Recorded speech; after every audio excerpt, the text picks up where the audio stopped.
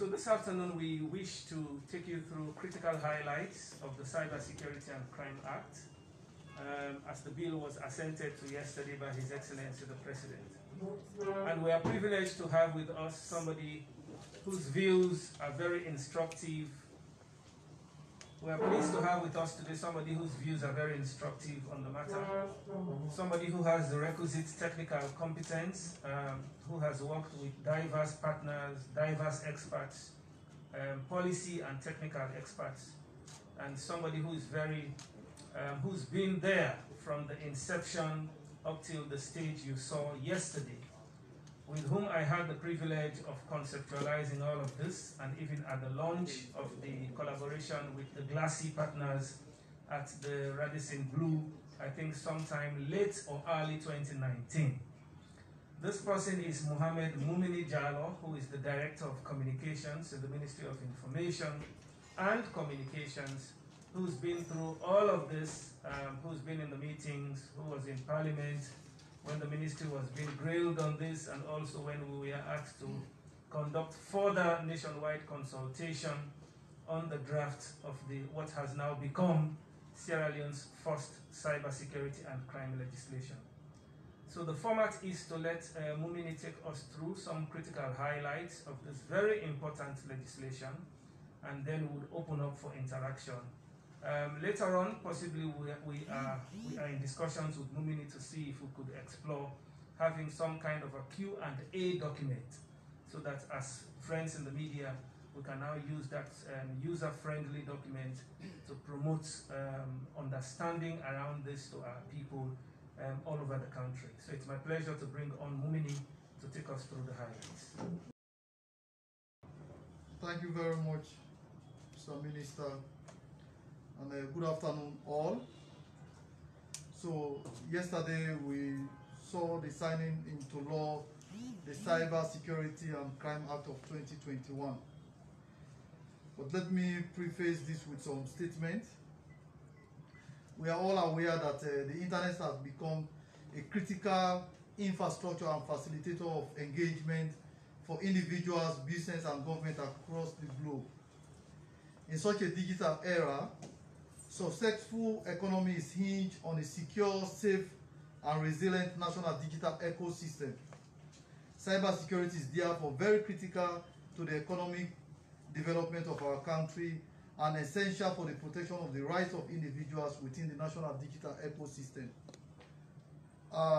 You all agree with me that currently we are witnessing an increase in the use of digital technologies in Sierra Leone, with about 6.9 million, that is 87% of our population, compared to 65% pre-2018 of our population now enjoy mobile voice coverage, and about 27% of those now enjoy broadband as compared to 12% in 2018. There are about 700,000 active social media users such as WhatsApp, Facebook, Instagram. Of course, WhatsApp and Facebook are the highest when you look at our statistics, with an average growth rate of about 21%. So it means year on now in Sierra Leone, we are seeing an increase of about 21% of our people using social media. This was recently validated in a Sarah poll, where about 70% of our citizens indicated their willingness to use digital services, especially during the COVID era. This increase in the use of digital technology has also come with a new phenomenon in crime. There is now an increase in ransomware, cyber theft, bank fraud, identity and impersonation, cyber espionage, and other cyber attacks to our critical information systems. These security incidents did actually affect sectors of our economy, including energy, telecom, banking, etc., etc. With the support of the UK government also, we have done a cyber risk assessment, and it clearly shows that most of our critical components of the economy are under serious cyber threat. So therefore, after a thorough and rigorous scrutiny by the public in July this year, the Parliament, through a bipartisan support, passed the landmark Cybersecurity and Crime Act of 2021.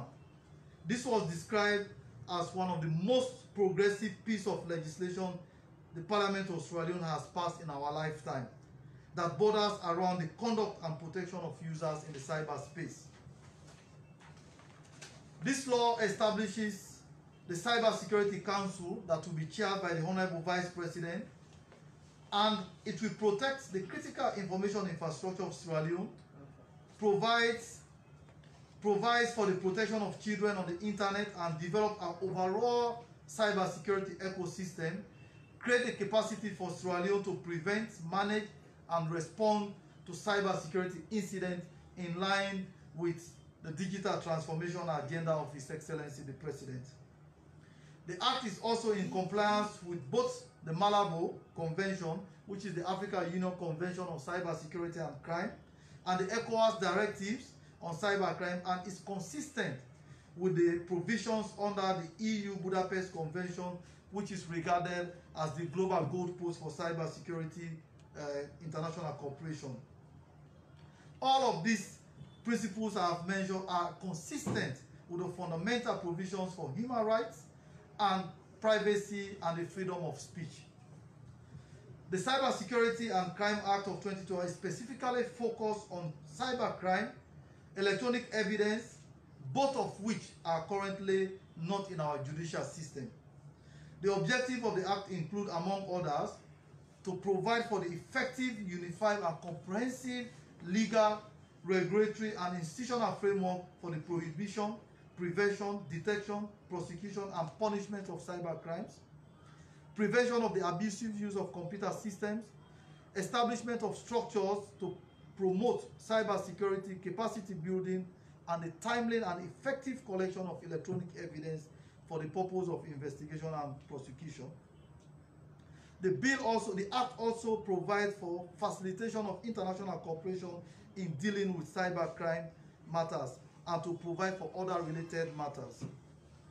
Part 4 of the Act prescribes set of specific procedural provisions that describe in detail the powers, including rules of search and seizure of stored computer data, record, access to seized data, confidentiality, limitation of liability that criminal justice authorities may exercise when investigating the criminal offenses against and by means of computer established under Part 6, but also when investigating any other offense where evidence may be found on computer systems. The Parliament, please note that the Parliament, in ascribing these powers, provided sufficient conditions and safeguards to protect the rights of individuals, in essence guaranteeing our individual privacy and respect of human rights. While Section 10, subsection 4 gives power to the High Court to grant access, such access shall be without prejudice to the individual's right to privacy and may be rescinded upon an application by a person to a judge of the High Court. While it was difficult for law officers to access critical evidence held by service providers, Section 12 provides production orders by the High Court, and failure will attract a fine of about 5 to 250 million as the case may be. So basically what this section is saying that if, for instance, one of our service providers has a very critical material evidence and the police, for instance, request for it and they refuse to turn it over, it will attract a fine of between 5 to 250 million as the case may be. The availability of ICT and network services offer a number of advantages to facilitate the achievement of the Sustainable Development Goals, including poverty reduction, improving health, education, environmental conditions.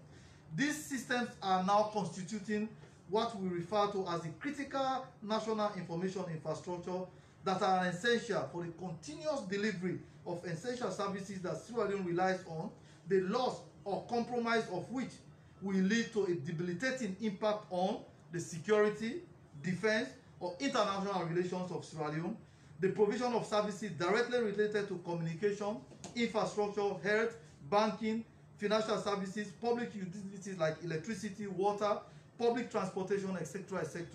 The protection of public safety includes the system related to essential emergency services. So all of these are now protected under the cybercrime. For instance, it will now be a crime for people to interfere with electric installations like meters, transformers, etc., etc., because these are critical for the delivery of essential services for Sierra Leone. This act gives power under Part 3, Section 7.1 for the President, through the recommendation of the National Cyber Security Council, to designate these systems as critical national information infrastructure to protect, preserve, and manage these systems. Part 6 of the Act provides for the substantive legal provisions that establishes offenses against the availability, integrity, and confidentiality of computer systems and data. Computer-related offenses are content-related offenses. The law addresses offenses against children and the general public online, such acts are currently increasing due to the utilization of digital systems and platforms, especially during the COVID era. This part criminalizes all the recommended offenses under the Budapest Convention, the ECOWAS Directive, and all criminal-related offenses in the Malabo Convention. There are about 24 offenses under the Act, including offenses against computers, such as unauthorized access, which normally we refer to as hacking, unauthorized access to protected systems. So, for instance, when the president shall be designating certain systems as protected systems, if you unwillfully try to interfere with them, you'll be committing a crime. Unauthorized data interceptions, when you interfere with communication. For instance, when you try to listen, for instance, when the military is communicating, that will be an offense under this act. Unauthorized data interference, when you try to interfere with data, for instance, banking data that is stored in the system, and you try to interfere with them, like you manipulate numbers. For instance, you change figures, etc., etc. This will now all be offensive. Unauthorized system interference, misuse of devices. The devices are made for specific purposes. If you try to interfere with them, to misuse them, you'll be committing an offense, such as like SIM box fraud.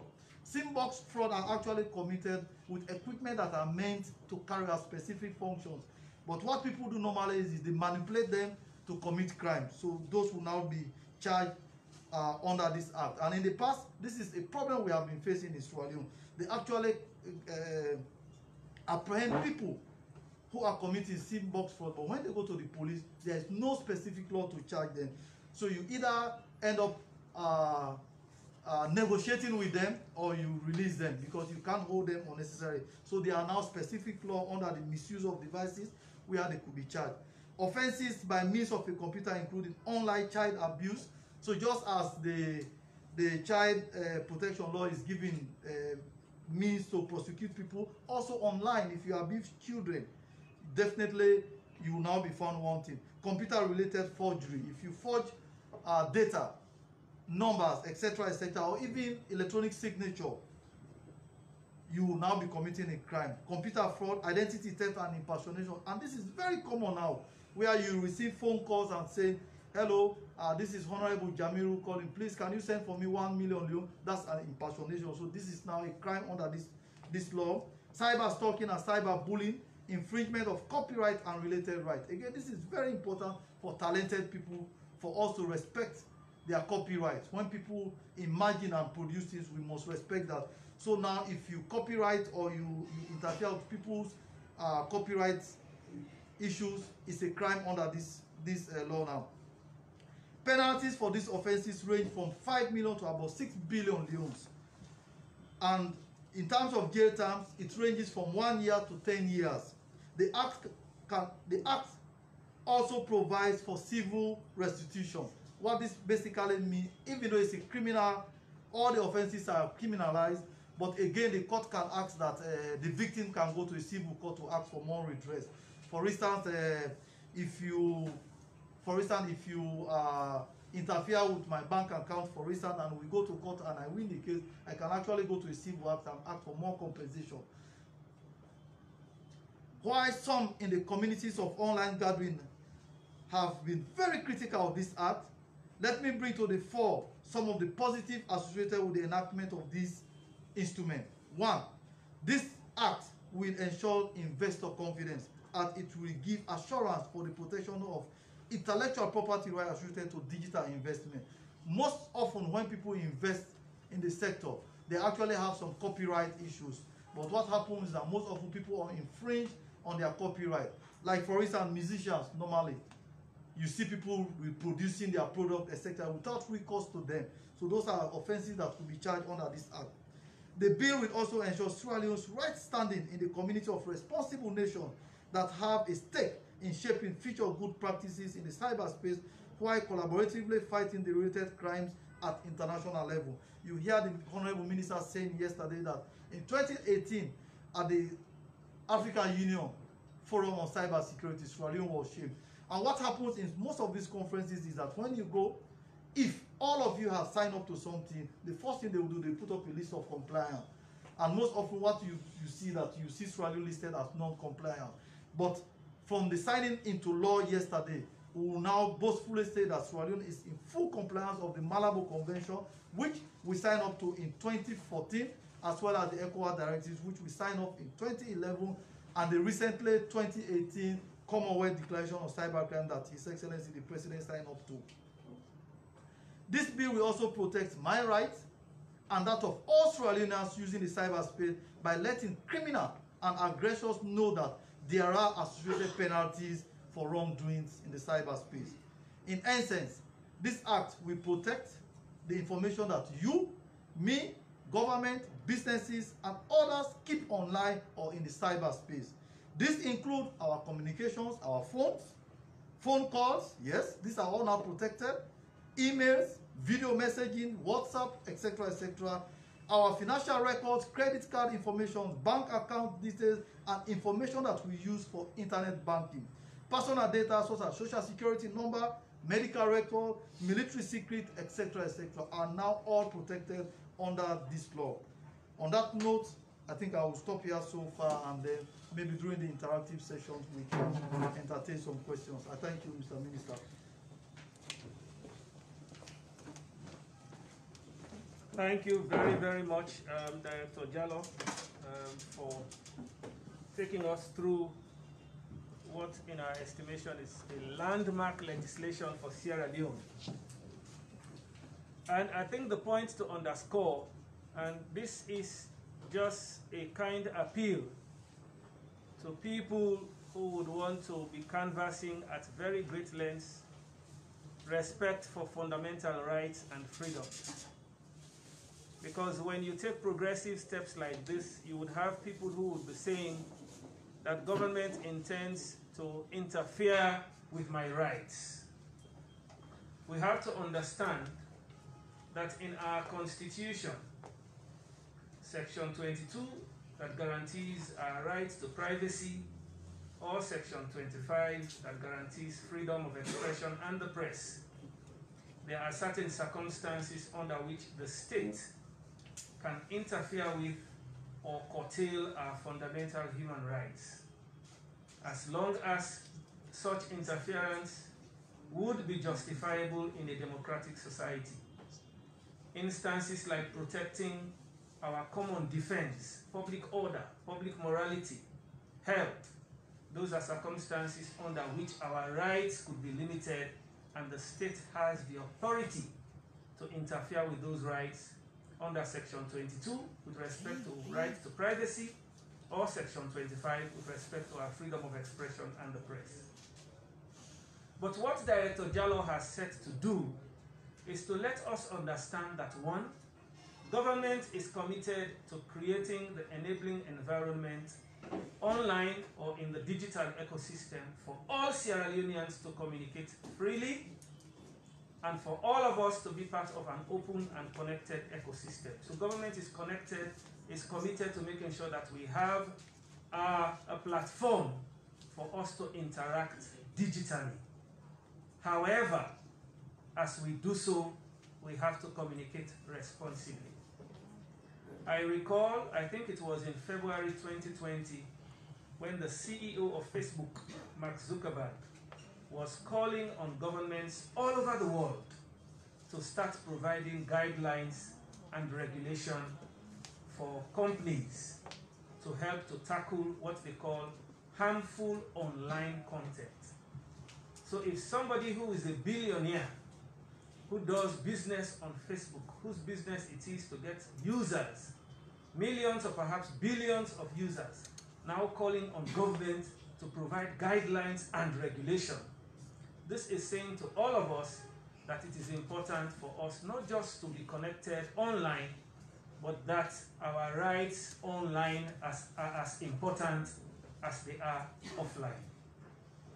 The additional comfort that Director Jallow has provided to all of us is to understand that what Sierra Leone has today, which is the Cyber Security and Crime Act 2021, is consistent with international best practice. He has referred us to the Malabo Convention on Cybersecurity and Personal Data Protection of 2014. He has referred us to the ECOWAS Supplementary Protocol of 2010 and has referred us to the European Union General Data Protection Regulation. These are three important international instruments. And yesterday, as he said, when the European delegation ambassador was speaking, he said that he is satisfied that Sierra Leone's Cyber Security and Crime Act is indeed consistent with international best practice. And when the representative from ECOWAS Commission was also speaking, she said that the ECOWAS Commission is satisfied that the Cyber Security and Crime legislation of 2021 is consistent with our sub-regional benchmark. So let us, all Sierra Leoneans, understand that the legislation that we have is not just speaking to our local situation, but it is acclaimed regionally and internationally. We would now wish to open, Kinijo, would you want to come and just moderate the Q&A for us?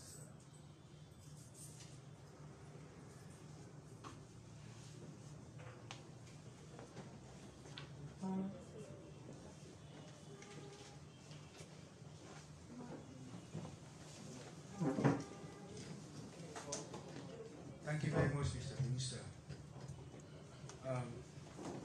Please, you make sure you announce your name, media institution, and you ask just 2 questions at a time. We'll have another round of questions, and you might have the opportunity to ask again. So we start.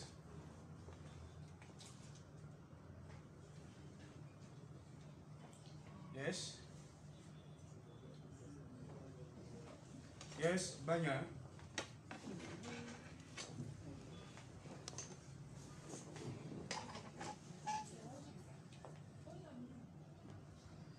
Good afternoon. I'm Elamin Banya from AYV. Mine will be a bit different from the cyber. It's directly to the Deputy Minister, also serving as the spokesperson for NACOVAC. Staff from NACOVAC are protesting their down tools and start to be corrected. They said since April they are yet to receive their salaries. So I want to know the reaction of NACOVAC towards that. Thank you. Okay, please let's limit ourselves to the issue. Yes. On the Cyber Security and Crime Act, please.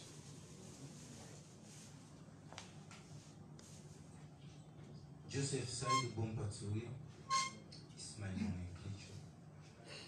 Rely on newspaper. So what's the cyber? Is there any forensic test or any forensic machine being put ahead to fight against the issue of cyber? Is there any forensic mechanism put in place by the government to fight against the cyber? Because to fight cyber is about forensic.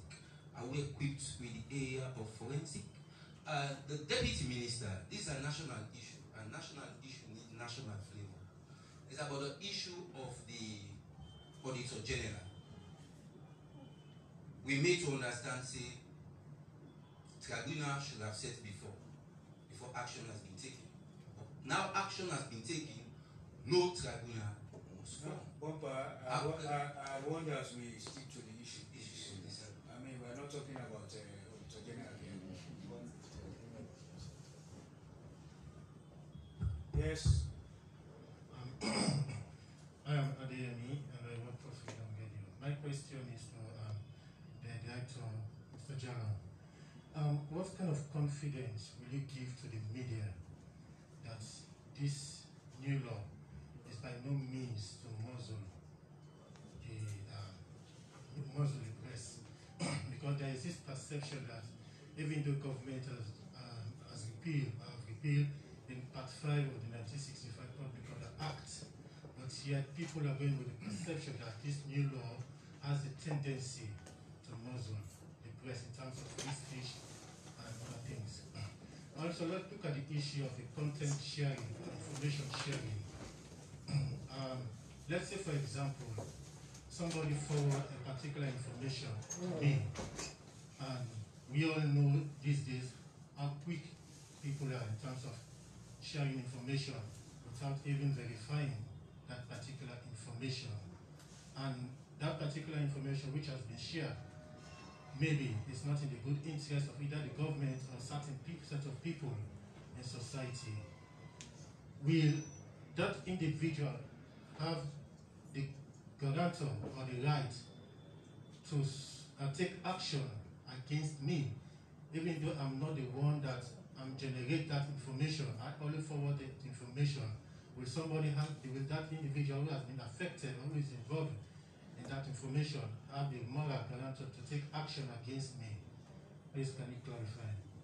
Okay, one more question. The Deputy Minister and the Director will respond, and then we'll take another round of questions. Yes? I'm Don Stans, Newstorm newspaper. And my question is to the Director. As you rightly said, the use of iPhones in the country is increasing, and with the cyber law in place, do you have any plans to crisscross the country in terms of, let me say, popularizing the cyber crime, because ignorance of the law is no excuse? Okay, the Director and the Deputy Minister will now respond, and then we'll take another round of questions. Over to you, sir.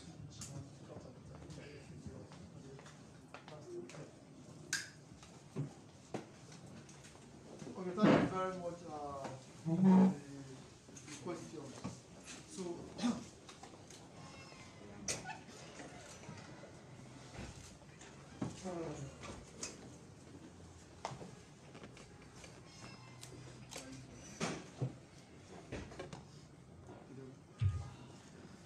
so thank you very much for the question.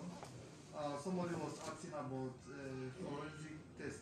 Yes, I totally agree with the individual that when we talk about cyber crime, forensic becomes very important, because when you want to extract electronic evidence, you have to have a forensic system in place to extract it. And you recall that yesterday, I think the minister categorically stated that this law is coming as a full package. This is a very technical law. You need a lot of equipment to be able to implement this law. So as a result of that, currently, I think yesterday the ECOWAS representative did emphasize that ECOWAS, through funding from EU, is fully supporting Sierra Leone to have the requisite systems in place in order to implement this law.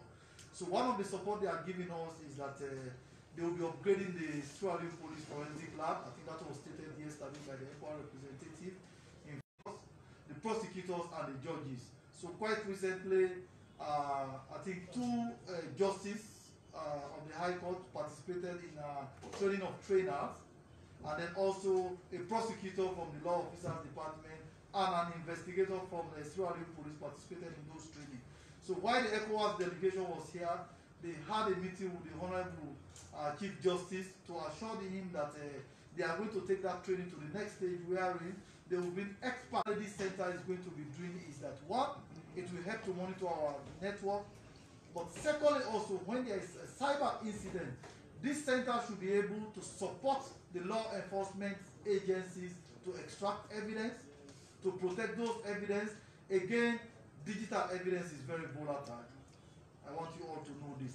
It's a very volatile. This is not like a physical crime. For instance, when they say there is a murder, you go to the scene, police go to the scene, they will see blood, maybe knife, gun, etc., etc.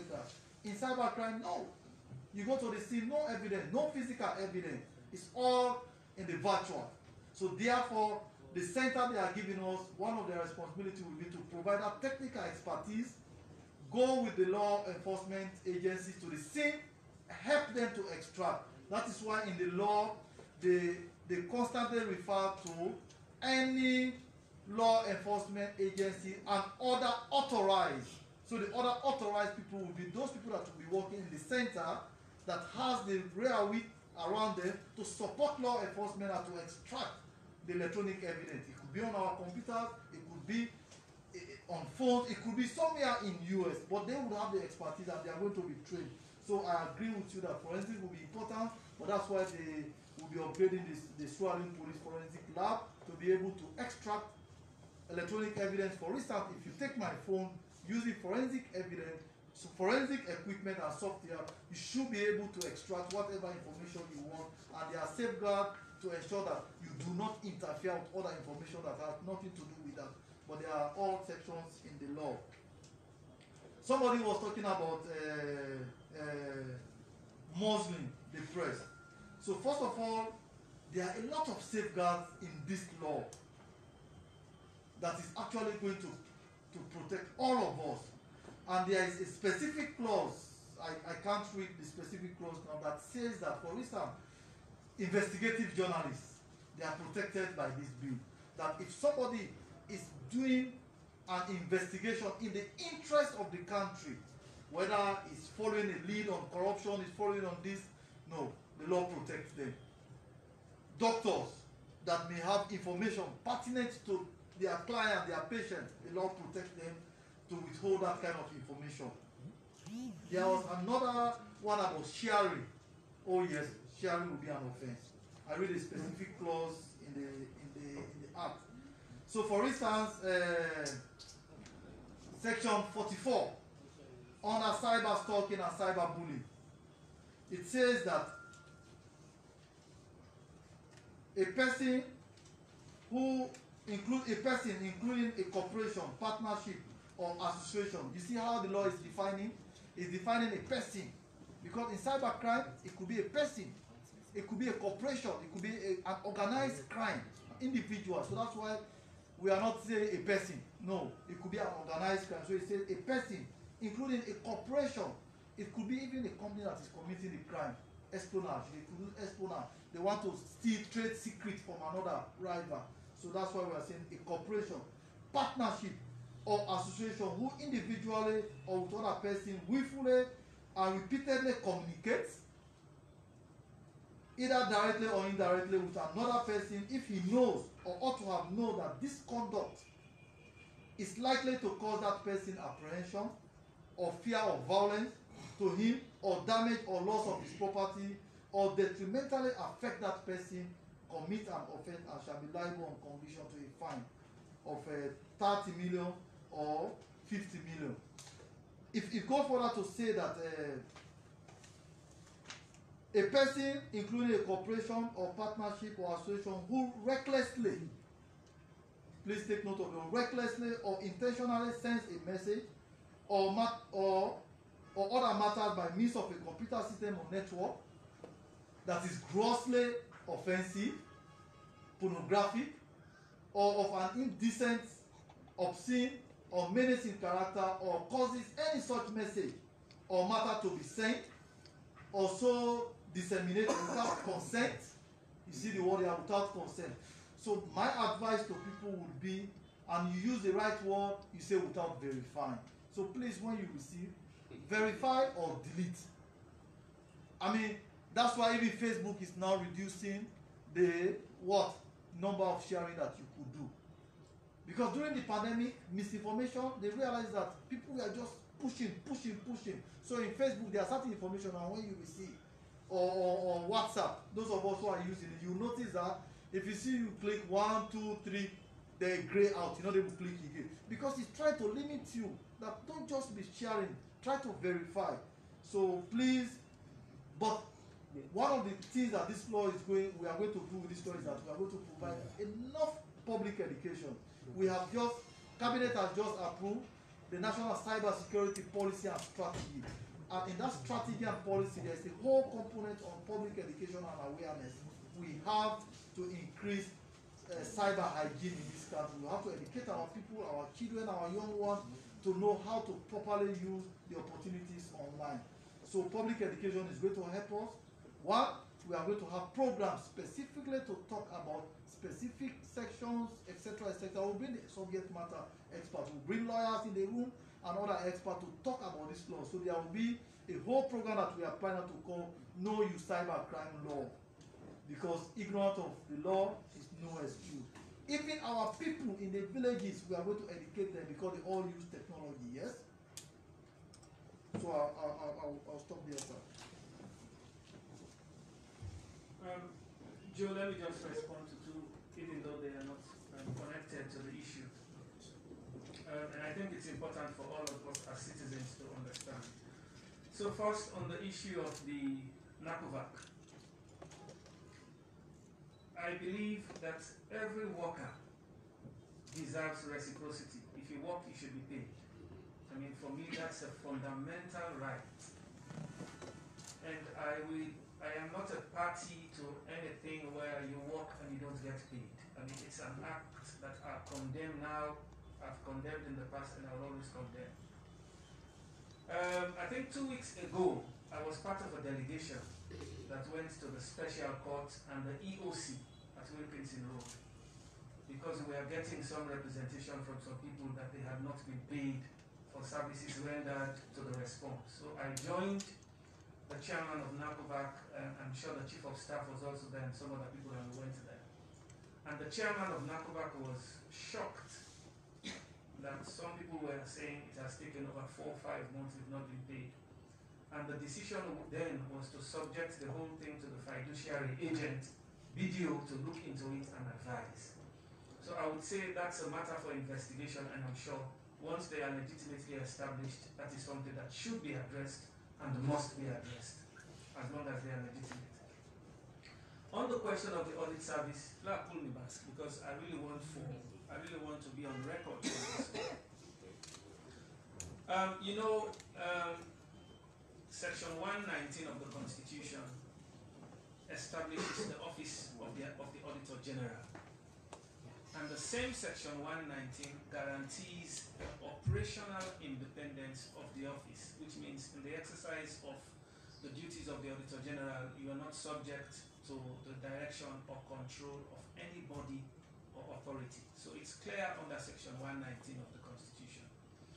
On the question of the removal of the Auditor General, the same Constitution says then the provisions under Section 137 of the Constitution shall apply, which talks about the Judicial and Legal Service Commission, Tribunal, and all of that. But because this is a constitutional matter, not just an ordinary statutory matter, because this is a constitutional matter, my advised position is to just, for all of us, like Sierra Leoneans, watch and see what evolves in that space. That is my position on all of this. So the less said about that, the better. Thank you. Okay, so we take the next round of questions. Yes, Okama. That's why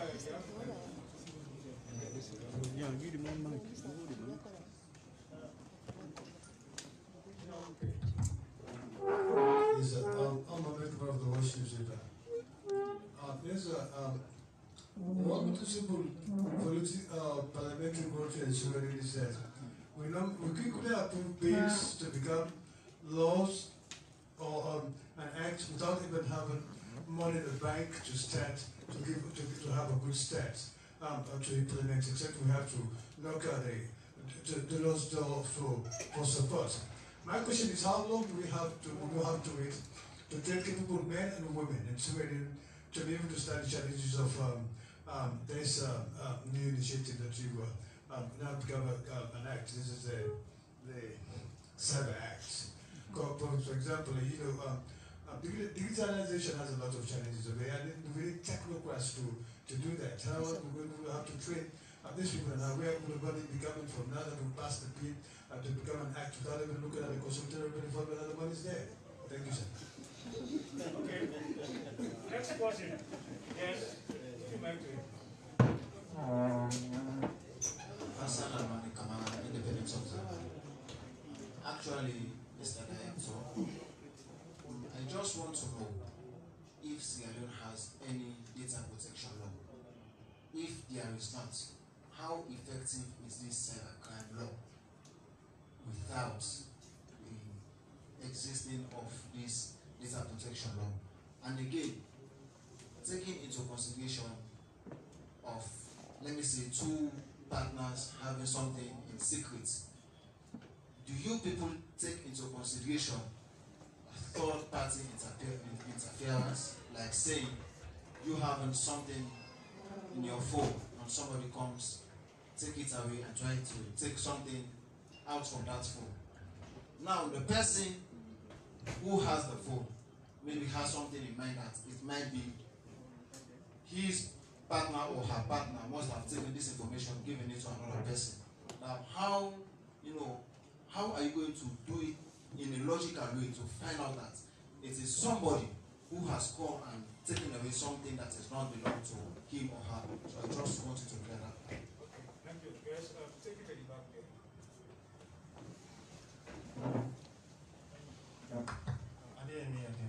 I have a few questions or areas that I want Mr. Charlotte to clarify. One, how the Cyber Security and Crime Act address the issue of citizens journalism, because we know what is happening these days in social media. Two, one of the biggest beneficiaries of this law is the Sierra Leone police. We know the rights of the type of the right that they have. Let's take for example what happened some time ago at Connaught Hospital between Dr. Jackson and a few workers by then who were on strike because they have not been paid for a certain period of months or so. At that particular moment, we saw Dr. Jackson's phone was taken from her, either by police or so. By then, people were arguing that the police do not have the moral ground to retrieve that Dr. Jackson's phone, because according to Dr. Jackson, a phone was taken from her and certain informations were deleted on her phone. Now let's say, for example, if I am walking on the streets of Freetown and there is a particular incident that is happening and I want to use my phone to record or to film that particular incident, and unfortunately for me, the policemen are around that particular scene and they want to take my phone from me because maybe that particular incident is not in their favor or is not in the favor of the government. Do they have the right to retrieve my phone and delete all the information or content that I have there? Thank you. Yes, sir.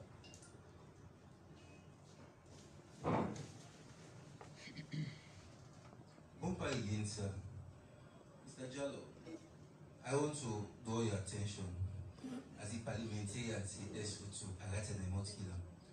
You really measure that you have been training investigators. How inclusive are those investigators?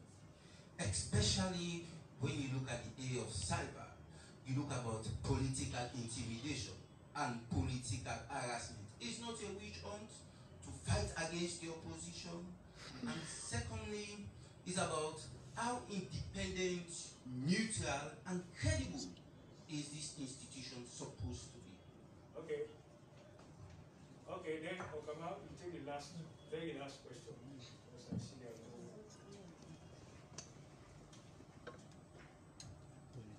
I'm Mohammed Kumar again for the Law use data. Can you tell us how many countries in West Africa do you use cyber?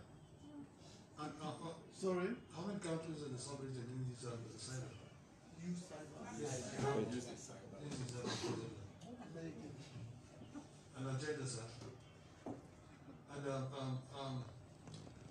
can you tell us whether we have the academic capability to train teaching of civilians in this domain? Thank you. So, the director now is going to the question.